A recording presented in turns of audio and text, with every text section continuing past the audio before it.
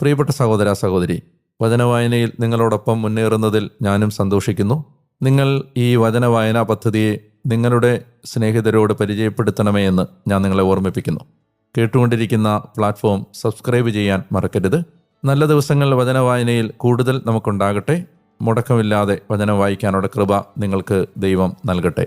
എനിക്ക് വേണ്ടി നിങ്ങളുടെ പ്രാർത്ഥനകളിൽ എന്നെയും ചേർത്ത് വെക്കണം എന്ന് ഞാൻ നിങ്ങളോട് അപേക്ഷിക്കുന്നു. നല്ല ഒരു ദിവസം നിങ്ങൾക്ക് ഉണ്ടാവട്ടെ. നാളെ വീണ്ടും ഈ വചന ശബ്ദവുമായി നിങ്ങളുടെ അടുത്തേക്ക് എത്തും വരെ ഞാൻ ഡാനിയലച്ചൻ നിങ്ങൾക്ക് വേണ്ടി പ്രാർത്ഥിച്ചുകൊണ്ടേയിരിക്കുന്നു. അതുവരെ സ്നേഹിക്കാൻ ശ്രമിക്കാം, പ്രാർത്ഥിക്കാം, ഈശോയെ പങ്കുവെക്കാം. നല്ലൊരു ദിവസം നിങ്ങൾക്കുണ്ടാവട്ടെ. സർവശക്തനായ ദൈവം, പിതാവും പുത്രനും പരിശുദ്ധാത്മാവും നിങ്ങളെയും നിങ്ങളുടെ കുടുംബത്തെയും ആശീർവദിക്കട്ടെ. ആമേൻ.